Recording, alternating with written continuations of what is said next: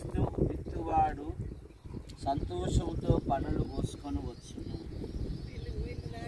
ఇస్సాకు ఆ దేశమందున్న వాడై విత్తనము వేసి 100 ఫలము పొందెను. యెహోవా మనుషుని ఆశీర్వదించెను గనుక ఆ మనుష్యుడు గొప్పవాడాయను.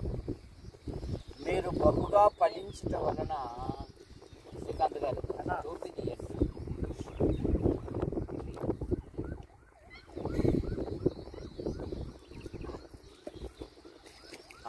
మీరు బహుగా ఫలించుట వలన నా తండ్రి మహిమపరచబడును.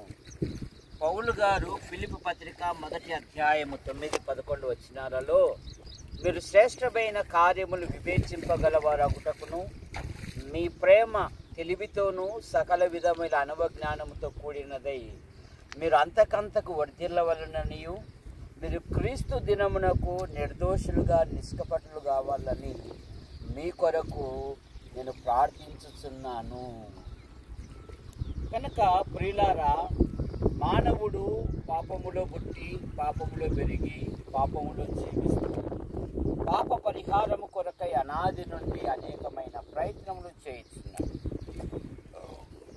మానవ ప్రయత్నములు దేవుని దృష్టిలో మురికి పేలికల గనక దేవుడే లోకమును ప్రేమించి యేసుక్రీస్తు నామములో భూలోకానికి వచ్చి మానవుని పాపముల కొరకు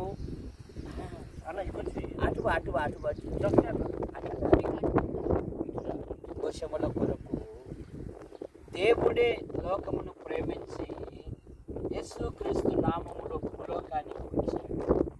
ఆయన మన పాపముల కొరకు దోషముల కొరకు అపరాధముల నిమిత్తమై ఆయన శిలువలో బలియాగమయ్యాడు.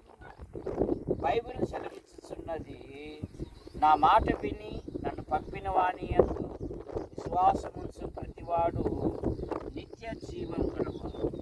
వాడు మరణంలో నుండి తీర్పులోనికి రాక జీవములోనికి దాటి ఉన్నాడు. ఇప్పుడు క్రీస్తు నందున్న వారికి ఏ శిక్షా విధియు లేదు, బైబిల్ సెలవిస్తుంది కదా. కాబట్టి నమ్మువారు ఆయన కృపచేతనే ఉచితముగా నీతిమంతులుగా తీర్చబడుతూ ఉన్నారు.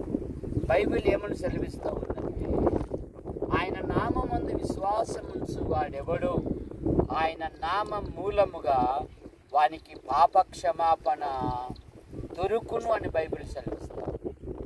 కనుక ప్రియులారా, సర్వలోక ప్రజల పాప నివారణ కొరకై చనిపోయి లేచిన యేసుక్రీస్తునందు విశ్వాసం ఉంచాలి.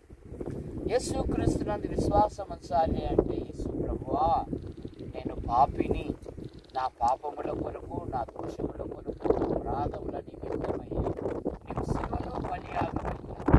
నీ రక్తంతో నా పాపాలు కడిగి నీ రాజ్యములో ఉంటున్నట్లుగా నీ కృపను దయచేయండి. ఆ పరిశుద్ధుడు మిమ్మల్ని తన రాజ్యములోకి చేర్చుకుని ప్రేమించిన నా తండ్రి, పొలములో మీరు మధ్య మరి యొక్క భర్తలు పిల్లలు బట్టి స్తోత్రము దీవించండి. ఈ పొల యజమానులను కూడా దీవించండి. కన్నీళ్లు విడిచుచు విత్తువాడు సంతోషముతో పనులు పోయినని మాటను బట్టి అయినా సమృద్ధి అయిన వర్షాన్ని యూట్యూబ్లో ఈ వీడియో తీయడానికి పాలు పొందిన ప్రతి వారిని తీర్చుకుని యేసు ప్రభు నామములో ప్రార్థిస్తున్నాము తండ్రి, ఆమేన్.